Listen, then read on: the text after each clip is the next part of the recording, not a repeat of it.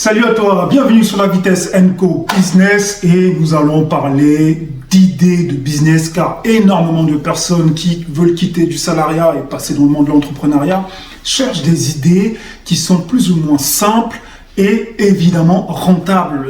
Sauf que c'est pas évident de trouver des idées novatrices, c'est pas évident même parfois quand on n'est pas entrepreneur dans l'âme de trouver des idées. Alors il faut aller sur les pages Facebook, les pages Instagram, les pages TikTok pour essayer un petit peu de capter les idées qui peuvent être intéressantes et parfois vous tombez sur des pages qui vous disent cliquez ici, envoyez message, envoyez tape info, tape ceci, tout ça c'est des pièges à clics, des pièges à like et au final vous avez rien d'intéressant à proposer. Et je vais essayer pour cette chronique qui s'appelle Mes idées de business, essayer de vous proposer régulièrement des idées de business et nous allons ensemble essayer de les traiter, de les améliorer et de les mettre en place pour ceux que ça intéresse et ceux qui sont en Afrique ou aussi même en Occident parce qu'ici actuellement nous sommes en France, mais pour ceux qui sont au Sénégal, en Côte d'Ivoire, au Congo, en Belgique, voilà. En tout cas les idées de business peuvent être utilisé un peu partout. Et la première idée de business aujourd'hui dont nous allons parler, c'est sur le domaine de la coiffure, puisque énormément de femmes sont dans ce secteur ou veulent rejoindre ce secteur d'activité et parfois n'ont pas forcément les meilleures méthodes pour pouvoir soit commencer, soit s'améliorer, soit vraiment réussir dans cette activité. On va essayer ensemble aujourd'hui d'apporter quelque chose de nouveau, tout en sachant que l'idée, on ne la crée pas, créer un salon de coiffure, il n'y a rien d'innovant dedans, il n'y a rien de novateur. Mais on va essayer d'apporter en fait une forme de... essayer de structurer les choses différemment, on va voir si ça peut être un plus et si ça peut permettre effectivement de faire la différence par rapport à la concurrence. C'est parti. Alors, bienvenue à toi. Alors, sache que si toi aussi, tu as dans l'idée d'ouvrir un salon de coiffure, cette vidéo elle est vraiment faite pour toi. Alors prends le temps de l'écouter, d'analyser, de me faire un retour si jamais tu trouves qu'il y a des choses intéressantes ou s'il y a des choses qu'on pourrait ensemble améliorer. D'accord? Alors, tu veux ouvrir un salon de coiffure et tu as peu d'argent, comme malheureusement beaucoup de jeunes femmes qui sont sur le continent, qui veulent ouvrir un salon et qui ont parfois des budgets assez serrés. Parfois, c'est des budgets de 300 000, 400 000, 500 000, ainsi de suite. On va essayer effectivement de se baser sur ça et voir ce qu'on pourrait améliorer. Qu'est-ce qu'on pourrait faire avec 400 000 et 500 000 francs CFA pour ouvrir un salon de coiffure? Alors déjà, il faut savoir que ce ne sera pas un salon de coiffure en dur, mais ça va être un conteneur qu'on va louer et mettre sur un emplacement qu'on va louer aussi. Un magasin en bois, en tout cas quelque chose de pas très sexy. Vraiment histoire de démarrer très petit et puis voir si ça prend, s'il y a des bénéfices, pourquoi pas ne pas faire plus grand et ainsi de suite. Mais on va essayer de faire plus grand avec 500 000 francs. On va baser sur 500 000 francs, c'est parti. Alors déjà, si tu as 500 000 francs, la première chose que je vais te conseiller de faire, c'est de ne pas commencer tout de suite, mais de regarder autour de toi s'il y a d'autres jeunes femmes comme toi qui souhaitent ouvrir un salon de coiffure. Ça, la première chose. Alors, je vais te demander de trouver 4 filles. Plus toi, ça fait 5 filles. À vous 5, vous allez devoir cumuler vos sommes d'argent. Si vous avez chacune 500 000 fois 5, ça vous fait 2 500 000. Avec 2 500 000 francs CFA, c'est déjà un budget qui est beaucoup plus intéressant pour démarrer que 500 000. On est bien d'accord. Avec 2 500 000, qu'est-ce qu'on peut faire?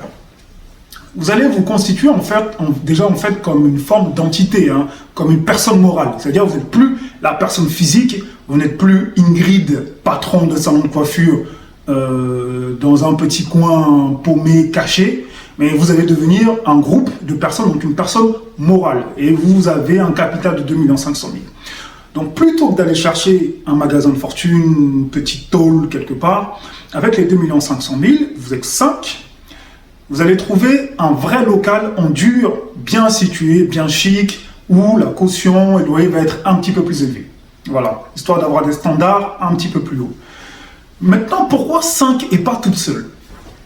Parce que quand vous êtes 5, vous avez une force, vous êtes une équipe, vous êtes en fait une petite armée. Vous pouvez vous entraider chacune et vous pouvez aller plus loin. Et surtout, vous pouvez résister à la concurrence beaucoup plus facilement que lorsque vous êtes tout seul. Parce que quand vous êtes toute seule, il y a toutes les difficultés que vous connaissez déjà, on ne va pas les refaire ici, vous les connaissez déjà. Mais à 5, c'est déjà beaucoup plus solide. Vous payez la caution. Si vous étiez toute seule, vous aurez pris quoi? Partons du principe que vous engagez une fille, plus vous, vous êtes 2. D'accord? Vous allez payer donc du matériel pour 2, comment vous appelez, les coiffeuses et tout ça. En tout cas, tout le matériel en double. Partons du principe que vous êtes toute seule et que vous payez le matériel en double. Si on applique le même principe aux 5 autres femmes, ça fait 10 personnes. Donc 10 fois le matériel à payer. D'accord? Alors, si on part du principe que chacune de ces 5 femmes que nous allons choisir va elle aussi payer son local, c'est que la caution, son loyer, les mois d'avance et tout ça, et toutes les charges qu'on connaît, l'électricité, tout ça, refaire un petit peu le coin, bon, en tout cas, toutes les dépenses tout autour pour commencer le magasin, et aussi la marchandise. Donc partons du principe qu'on multiplie tout ça par 5. La seconde chose, c'est que du fait que vous soyez vous-même patron et employé de votre activité et que vous êtes dans une équipe, vous allez devoir vous-même faire les choses sérieusement. Vous allez devoir vous impliquer encore plus plutôt que de jouer la patronne en déléguant au maximum à un employé qui ne va pas faire les choses comme elle souhaite. Sauf que là, c'est vous l'employé et c'est vous le patron. Même si vous êtes 5 femmes et que chacune d'elles est patronne, vous êtes quand même vous-même aussi patronne et aussi employé, donc vous allez devoir faire un double travail et vous allez être doublement plus sérieuse. Donc, pour 5 femmes, si chacune d'elles était dans son magasin et embauchait une fille, ça veut dire qu'il y aurait eu 5 salaires. Déjà, alors le salaire, ça peut être un salaire mensuel, comme ça peut être une participation en pourcentage sur les prestations, par exemple. Ça peut être ça, ou sur les ventes additionnelles. Peu importe le système que vous aurez choisi, partons du principe que c'est multiplié par 5. Sauf que ce salaire ou la commission que vous allez donner à la fille que vous allez embaucher, c'est une dépense. C'est une charge, c'est une sortie que vous ne récupérez pas. D'accord? Sauf que si vous êtes 5 dans votre magasin, vous êtes chacune patron de ce magasin, mais en même temps, vous êtes chacune employée de ce magasin. Donc, plutôt que de payer un salaire à une jeune femme qui, elle, c'est une dépense, ce sera à vous-même que vous allez faire ce salaire. Si vous le souhaitez, vous vous entendez entre 5 et vous trouvez le système qui pourrait convenir le mieux, que ce soit des commissions sur prestations ou des salaires. Mais dans tous les cas, il faut savoir que la somme que vous allez sortir de votre capital de départ pour pouvoir payer les charges et les salaires, par exemple, ne va pas sortir de votre équipe, de votre entité, de votre personnalité, de votre entreprise, puisque ce sera à vous-même. Et que, au lieu de payer un salaire à part, vous versez le salaire à vous-même. Ça, c'est une première chose.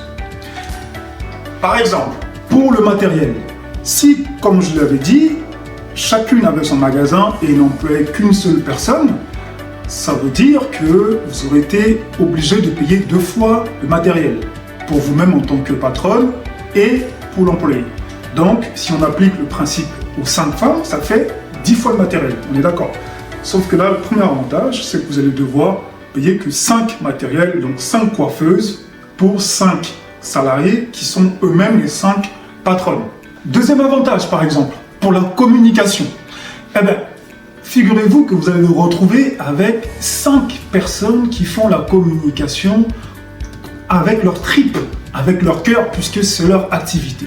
Si vous étiez toute seule avec votre salarié, donc 2 personnes dans le local, il n'y aurait eu qu'une seule personne qui allait faire réellement une vraie promotion du magasin. Sauf que là, vous avez un seul magasin, donc vous êtes 5 patronnes, 5 salariés, donc vous allez voir que vous êtes 5 à faire une communication de malade pour que votre magasin marche, parce que vous avez investi une grosse somme dedans.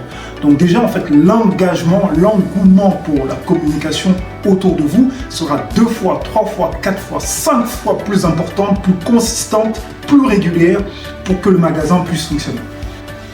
Évidemment, à vous après de vous organiser entre vous. Il n'y a peut-être pas de patronne. tout le monde est au même niveau où vous décidez d'en avoir une qui va faire la gestion, par exemple, administrative, une autre qui va s'occuper du matériel, une autre qui va s'occuper vraiment de la satisfaction client. Voilà, vous pouvez répartir les tâches comme vous le souhaitez. Vous pouvez décider d'avoir une chef, ensuite une sous-chef et ainsi de suite, ou décider de ne pas avoir du tout de chef et chacun est au même niveau. Dans tous les cas, trouvez la méthode qui va fonctionner avec vos personnalités pour que ça puisse fonctionner. Donc 500 000 francs par personne, multiplié par 5 personnes, ça fait 2 500 000. Avec ces 2 500 000, déjà vous pouvez commencer à faire quelque chose de potable. Mais vous pouvez aussi, si vous le souhaitez, ce n'est pas une obligation, si vous avez, on va dire, mis de façon formelle votre business, vous pouvez vous rapprocher auprès d'une banque pour demander ne serait-ce que la même somme que vous avez déposée en capital, par exemple. C'est-à-dire que si vous avez 2 500 000, vous pouvez demander un prêt de 2 500 000, mais vous pouvez même demander jusqu'à 5 millions. Ça vous ferait 7 500 000 potentiellement à investir dans votre activité. Vous n'êtes pas obligé de commencer par un crédit. Vous pouvez commencer avec les 2 500 000 largement suffisants, je pense, pour commencer quelque chose de correct. Et là, c'est 500 000 par personne. Si c'est 700 000 par personne, 800 000, 1 million par personne, ça vous fait 5 millions. Et donc, vous êtes 5 patronnes, 5 salariés et vous travaillez de façon acharnée, les mains dans les mains, pour que vous puissiez être une équipe forte. Il est plus intéressant pour vous d'avoir un petit bénéfice dans un groupe, dans une structure, une société qui fonctionne, que d'être patron d'un business qui ne vous rapporte rien. C'est mieux d'être petit quelque part, ou même si vous gagnez 1% ou 10% de 100 millions, c'est toujours plus intéressant que de gagner 100% de 10 000 francs CFA ou 100 000 francs CFA. Vous voyez? Donc il faut quand même voir les choses différemment. Même si vous n'êtes pas le super boss, la super boss, le patron, celui qui décide de tout, celui qui ouvre et ferme à l'heure qu'il souhaite, celui qui crie, celui qui donne les ordres et tout ça, même si c'est pas ça, c'est pas grave. Parce que si à 5, vous arrivez à faire fonctionner votre business, qu'il fonctionne, alors vous allez conserver une seule des filles de l'équipe existante dans ce local. Le local que vous aurez appelé Excellence Coiffure, par exemple. Une seule des filles reste dans le local et vous en embauchez 4 autres que vous allez former et qui vont être directement